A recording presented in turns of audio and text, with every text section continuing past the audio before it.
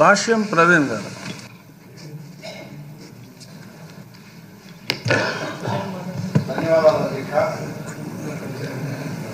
రహదారులు అభివృద్ధికి సోపానాలు. అటువంటి రహదారులు బాగుంటేనే ఏ రాష్ట్రం యొక్క అభివృద్ధి అయినా బేరీజ్ చేసే అవకాశం ఉంటుంది.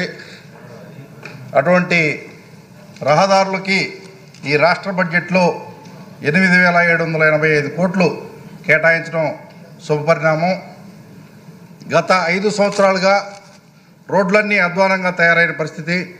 కానీ గత పాలకులు అభివృద్ధిపై దృష్టి పెట్టకుండా ఏ పని చేయని పరిస్థితి. కానీ ప్రజలకి మన ప్రభుత్వం మీద, మన నాయకుడు చంద్రబాబు నాయుడు గారి మీద నమ్మకం ఉంది. ఆయన రాగానే అభివృద్ధి మీద దృష్టి పెడతారని, రోడ్లన్నీ బాగుపడతాయని ప్రజలందరూ కోరుకుంటున్నారు అధ్యక్ష. కానీ గత ప్రభుత్వం జరిగిన ఆర్థిక విధ్వంసం వల్ల గత 9 నెలలుగా మనం ఓన్లీ ప్యాచ్ వర్క్లకు మాత్రమే నిధులు విడుదల చేసి రోడ్ల వర్క్కి మంజూరు చేయలేని పరిస్థితి ఉంది. కానీ రాబోయే రోజుల్లో మనం రాష్ట్రంలో ప్రధానంగా గ్రామాల నుంచి మండల కేంద్రాలకి, అట్లానే మండల కేంద్రాల నుంచి నియోజకవర్గ హెడ్ క్వార్టర్లకి వచ్చే దారులన్నీ చేయగలిగితే మన ప్రభుత్వం మీద ప్రజలకి నమ్మకం పెరగడానికి అవకాశం ఉంది. జనరల్గా ఏ వ్యక్తికైనా నిద్ర లేగిస్తే ఏ అవసరం తీరాలన్నా రోడ్డు మీదకి వస్తారు. పక్క విలేజ్కో ఇంకో విలేజ్కి వెళ్ళాల్సిన పరిస్థితి. ఫస్ట్ రోడ్డు మీదకి వస్తే రోడ్లు బాగుంటే మాత్రమే వాళ్ళ మైండ్ సెట్ ప్రశాంతంగా ఉంటుంది. కానీ మనం చూస్తున్నాం రోడ్లు, మనం ప్రచారం టైంలో ఊరు తిరిగాం, రోడ్లు తిరిగాం.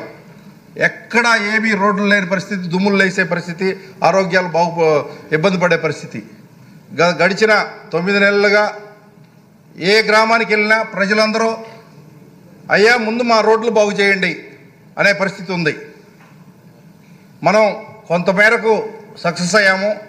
రాబోయే రోజుల్లో బడ్జెట్లో ఏదన్నా వేరే అవసరాలన్నా కొంచెం తగ్గించుకునైనా ముందుగా రోడ్లు బాగు చేస్తే ప్రజల్లో మనం మంచి మార్కులు పొందడానికి అవకాశం ఉంటుందని ఈ సందర్భంగా నేను తెలియజేస్తున్నాను అధ్యక్ష. ఎందుకంటే నేను కొత్తగా ఎన్నికైన ఎమ్మెల్యేని.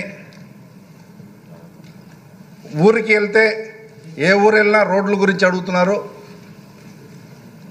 అందువల్ల నేను ఇది చెప్పడం జరుగుతుంది అధ్యక్ష. R&B మినిస్టర్ గారిని 2-3 సార్లు కలిసాము. శాంక్షన్ చేస్తా అంటున్నారు కానీ ఏమీ శాంక్షన్ చేయలేని పరిస్థితి. రాబోయే రోజుల్లో మాలాంటి ముందు కొత్తగా ఎన్నికైన ఎమ్మెల్యేలకు ముందుగా నిధులు శాంక్షన్ చేయాలని కోరుకుంటున్నాను.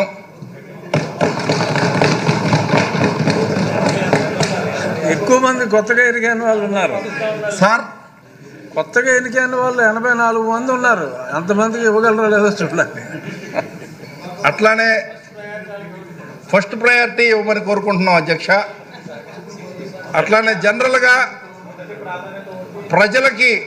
ప్రజలకి నిత్యం ఉపయోగపడే స్కూల్స్ విషయంలోనో, ఎవరు వెళ్తే స్కూల్స్ విషయంలోనో, హాస్పిటల్స్, విద్యా వైద్యం, లేకపోతే రోడ్లు, ఈ మూడింటి మీదే ఎక్కువగా దృష్టి పెట్టాల్సిన అవసరం ఉంది అధ్యక్ష. మనం ఫస్ట్గా ఎందుకంటే మన ప్రభుత్వం మీద ఎంతో నమ్మకం ఉంది కాబట్టి రాబోయే 6 నెలల కాలంలో మనం రోడ్ల వరకు ముందు తొందరగా చేయగలిగితే ఆ నమ్మకాన్ని నిలబెట్టుకోగలుగుతాం.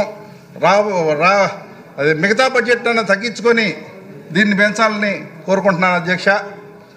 అప్రూవ్డ్ అధ్యక్ష. అట్లానే రాజధానికి అమరావతి పేరును పెట్టినప్పటికీ అసలైన అమరావతి టెంపుల్ టౌన్ మా నియోజకవర్గంలో ఉంది అధ్యక్ష. దాదాపు ఈ గోదావరి జిల్లాల నుంచి కానీ, విజయవాడ నుంచి కానీ మా అమరావతి రావడానికి గుంటూరు వెళ్ళి రావాల్సిన పరిస్థితి ఉంది అధ్యక్ష. ఇక్కడ రాజధానిలో నుంచి తుళ్ళూరు మీదుగా అమరావతికి వచ్చే మార్గం ఉంది. 22 కిలోమీటర్లు ఉంటుంది. ఈ మార్గాన్ని త్వరితగతిన బాగు చేయించగలిగితే అమరావతికి భక్తుల రద్దీ కూడా పెరిగిద్దని ఆశిస్తున్నాను అధ్యక్ష. ఈ 22 కిలోమీటర్లలో ఒక 12 కిలోమీటర్లు తాడికొండ నియోజకవర్గం కింద వస్తుంది, 10 కిలోమీటర్లు మా నియోజకవర్గం కింద, పెదకూరపాడు నియోజకవర్గం కింద వస్తుంది అధ్యక్ష. ఇమీడియట్లీగా దయచేసి, ఎందుకంటే మన రాజధాని పేరే అమరావతి పెట్టుకున్నాం. ఆ అమరావతి పోవడానికి దారి మాత్రం ఇమీడియట్లీ బాగు చేయాలని ఈ సందర్భంగా కోరుకుంటున్నాను అధ్యక్ష. అట్లనే మా నియోజకవర్గంలో వచ్చేసి ఆర్ఎన్బి రోడ్లు దాదాపు 310 కిలోమీటర్లు ఉండటం జరిగింది. అవుట్ ఆఫ్ 310 కిలోమీటర్లో 200 కిలోమీటర్ల వరకు ఇబ్బంది లేకుండా బాగానే ఉందండి. ఒక 110 కిలోమీటర్లు మాత్రం బలహీనమైన స్థితిలో ఉన్నాయి.